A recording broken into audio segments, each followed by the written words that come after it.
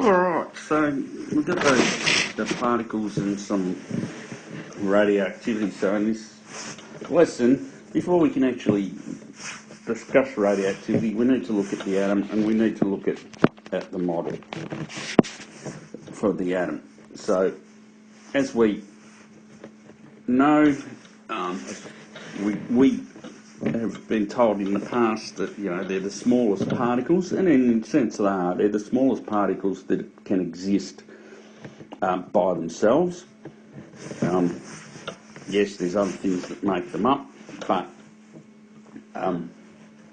electrons and all those sorts of things don't exist by themselves. They exist in groups. So there's a guy, J.J. Thomson,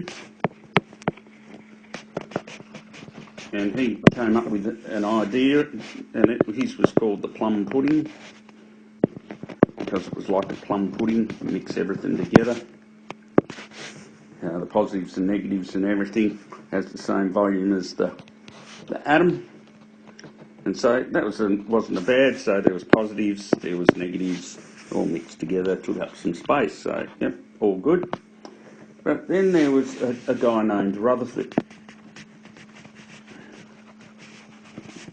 And this guy named Rutherford, well, he got a couple of his assistants to do most of the work, guys named Geiger and Marsden. And what they did, they put some doubts about this plum pudding. And so what they did is they got some gold foil, and they got the gold foil here really, really thin, so it was only a few atoms thick. And they got things that they called alpha particles. They didn't know what, and they fired these alpha particles at this gold foil. And so Thomson would say, okay, well, these are all my atoms which are plum puddings, and you can see no space through them, so you wouldn't be expecting anything much to happen in terms of, you would be expecting the alpha particles to bounce back. But what these guys found was in fact not that, but most of them passed straight through, or very close to being straight through, which was kind of a bit perplexing for them, given that what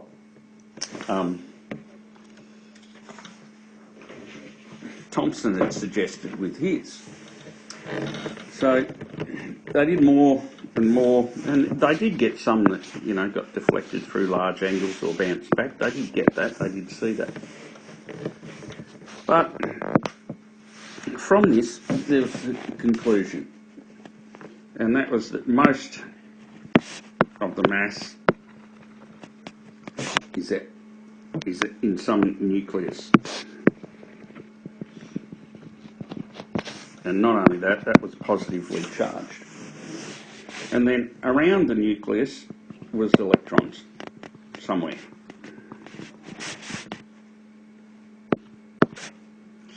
Can't spell. Electrons, there we go, around it. All right, and they were charged negative. So mostly the atom was empty space. Alright, and the positive and the negative in an atom balanced. So that's what Rutherford came up with based on the observations that Geiger and Marsden had made. So looking at another graphic, and here it is here. So there's kind of three options. The first one up the top here, if there was a direct hit on that nucleus, positively charged nucleus, would bounce back. If it was a near miss, like in number 2 here, then it'd be deflected quite a bit. If it was a bit away, then it'd go through. So remember, we're talking about the electrons being somewhere. So if they're somewhere, and then there's empty space in between, the thing can move through. And so that was what Rutherford came up with. And so there was kind of this Rutherford model, where you had positive charges in the nucleus, and that was most of the mass, and then the electrons were somewhere around the outside. So there's a video there on that which gives you more information and some more good graphics in there. So this is our model that we accept today. Now the model that we accept today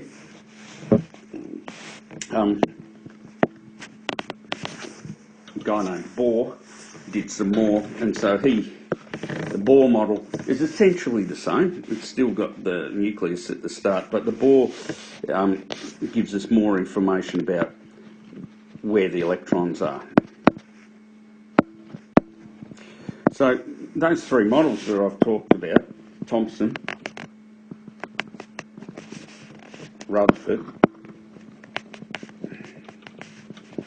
and Bohr, there's elements that are in each of them that are the same. And if you like to think about it, Thomson said we had positives and negatives. He said it was like a ball. And Rutherford, it's gone, yeah, okay, yes, there's positives and negatives, but there's a lot of space. And Bohr's going, yep, there's positives, there's negatives, there's a lot of space, but these negatives, we can predict where they are. And we talk about energy levels, and in chemistry they might talk about energy levels and shells and orbitals and stuff like that. So each of those really, when you think about it, has just improved on what's been known. And that's the same with all of these theories that we've got. Someone might discover something and improve on it, or they might discover something that disproves, of course. But in this case, this is where we are today. So what have we got? We've got something that looks like this. Alright, so here's our helium and our hydrogen. So our hydrogen, we've got a proton and a neutron in the middle there, and an electron zooming around the outside. A helium, we've got a couple of protons, a couple of neutrons, a couple of electrons zooming out around the outside. And all this in between, a lot of empty space. Alright, so Bohr says, yeah, I know where these electrons might be in what energy levels or shells. Alright, what they then found was that there was atoms which chemically behaved the same. So, the same chemical behaviour,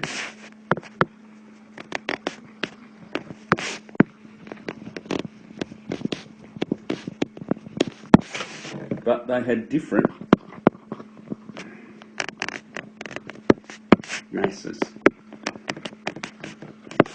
So the same chemical behaviour, that's to do with the electrons, and that's chemistry. Alright. For us, we're more interested in this differing masses stuff. How is this possible? So, this is physics.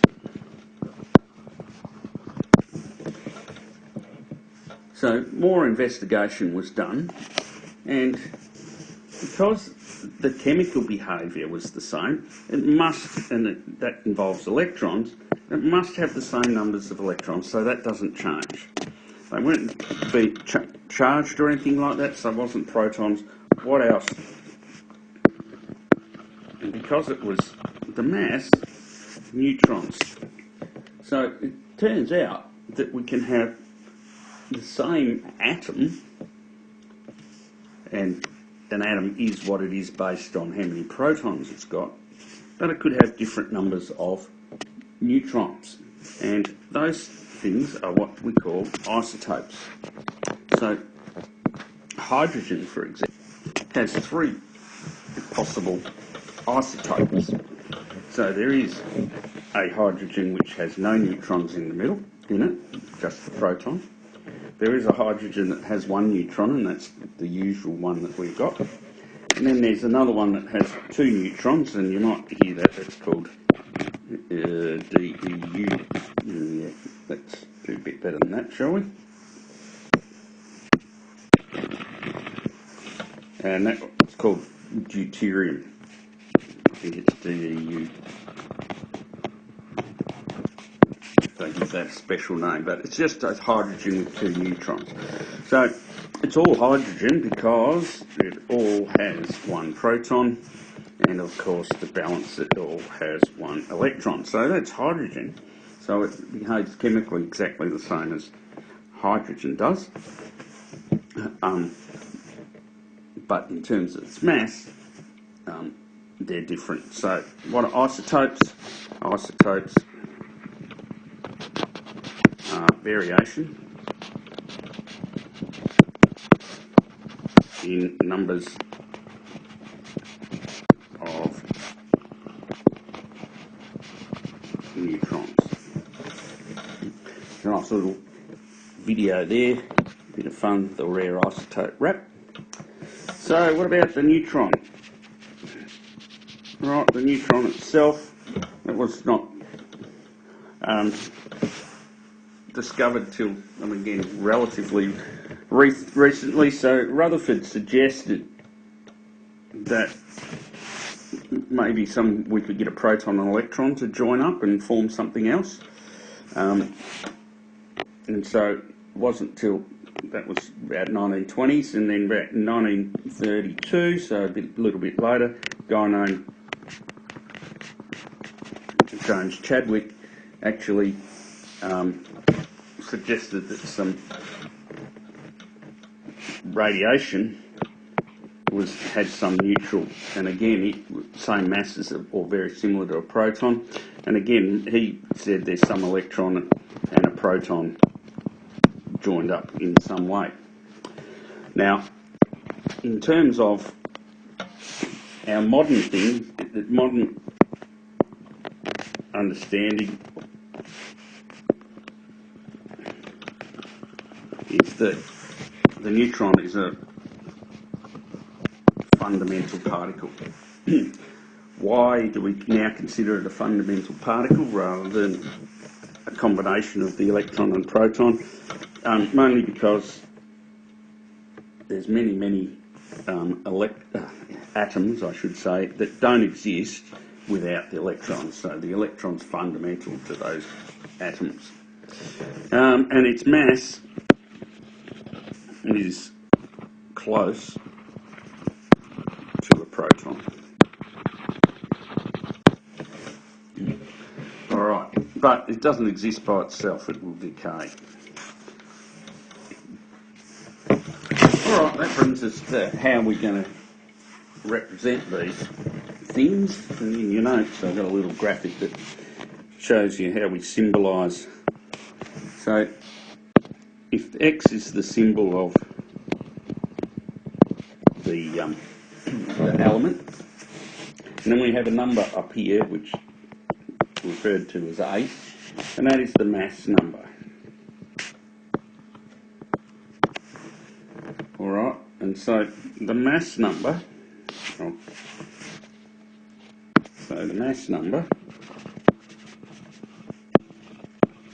is the protons plus neutrons. Just how many?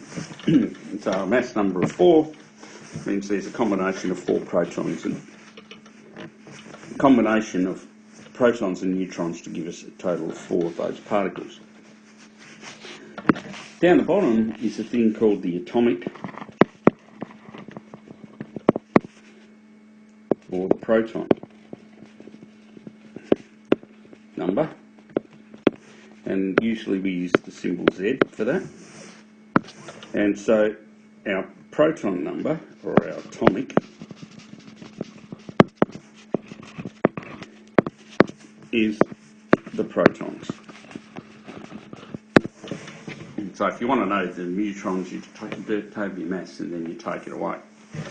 So, as it says, the there in that first graphic with the hydrogen and the helium, well, He is the symbol for helium. It has 2 protons, so we have 2 down the bottom there. It's also got 2 neutrons as well, and the 2 plus the 2 equals 4 altogether, so it has a mass number of 4. Alright, and so a hydrogen which has 1 proton, 1 neutron would have a mass number of 1 because it's got a proton, and a atomic number of 1 because it has 1 proton, and a mass number of 2 because it has 2 particles.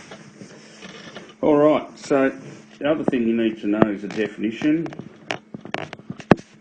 and neutrons, because they're in the nucleus, we call them nucleons. Alright, so let's have a look at an example. Alright, so use the periodic table. Now I should have given you one of these. If I haven't, make sure you ask me and get one. So, the name of the element. So, what we've got is we've got atomic number of 45. So, you need to go to your periodic table and you search through for number 45. And number 45 is RH is the symbol, and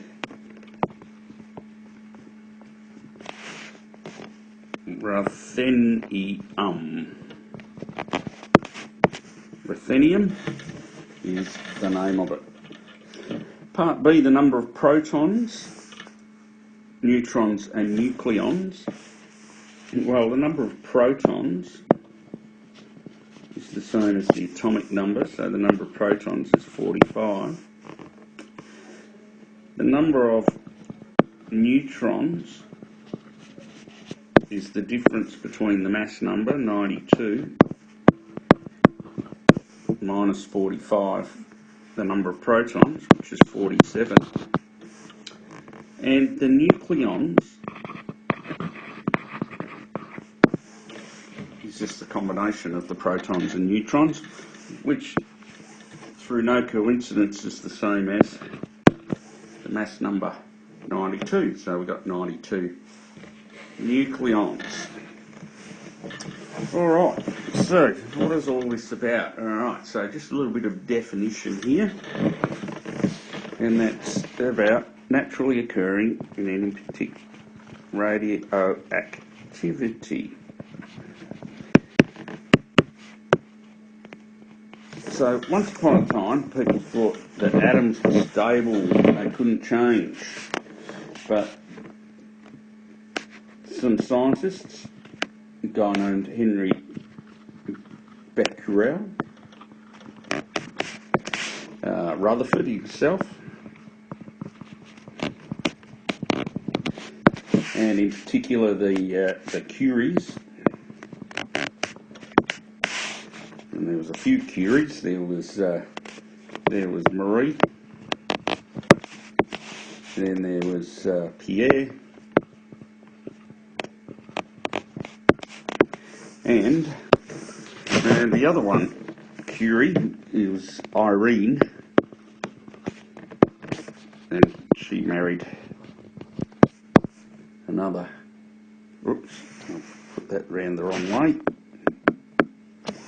Another physicist,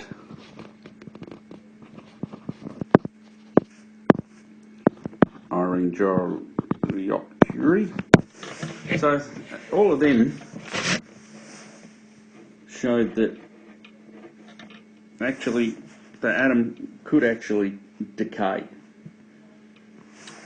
Alright, and just as a side, Marie and Pierre both won a Nobel Prize together, and then Marie won one by herself, one of the very few people to have won 2 Nobel Prizes. Alright, so how do we, and so they found that things were radioactive, and so Marie Curie discovered radium and polonium, which are pretty well known. And so how do we define radioactivity then? So radioactivity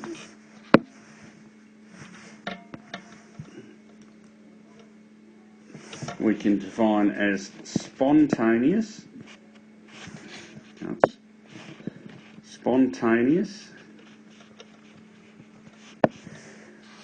uncontrollable,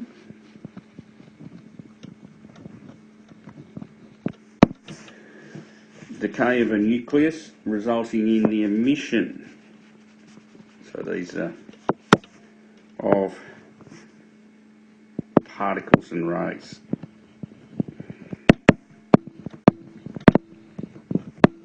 So spontaneous in that we can't predict it, it just will happen. Uncontrollable means we can't change the temperature, pressure, or anything else. And this emission of particles and rays. So from that, the nucleus changes. So when radioactive decay happens, the nucleus changes and you get something else formed. So in your notes there is the example there you get is carbon.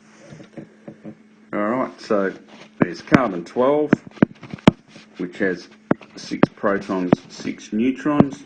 That's quite stable. But then there's carbon 14, and because it's carbon, it's still got 6 protons, but to get a total of 14, it's got 8 neutrons. And this one here is stable, carbon 12, this one decays. So something about having these extra neutrons that makes it radioactive. And so this one here is called a radioisotope, because it's an isotope, because it has different numbers of neutrons, and it's radioactive, so it's a radioisotope. Alright, so we're going to need a periodic table, and here's periodic table, it's just an example of. Alright, so again, the one I've given you hopefully is better. Alright, so artificial.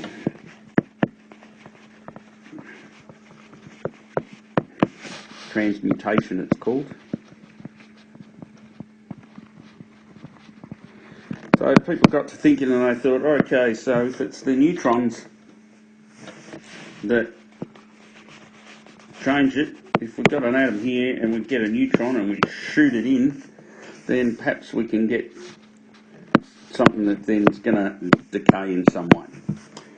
And that is in fact the case. We can do that, and most of it, the radioisotopes we use these days are made in this particular way. We have neutrons, we fire at an atom, extra neutron makes it unstable, and then it decays. So we absorb the neutron and then we decay. So an example of something that does that is cobalt. So cobalt 59, that's stable, and so we bombard it with a neutron. So a neutron, no atomic number because it's not a proton. 1 on the mass number. We shoot that at cobalt, and when we shoot it at cobalt, it joins up with the cobalt, and cobalt's 27. And what happens then is that becomes still cobalt because it's still got the same number of protons, but it's now got an extra neutron, so it's cobalt 60. So you will notice 0 plus 27 equals 27, and 1 plus 59 equals 60, so those numbers balance. And so that would be artificial transmutation. Alright, so that's the end of that lesson, and just a little bit of introduction. So there's some questions in the notes, and then there's also some questions in your textbook.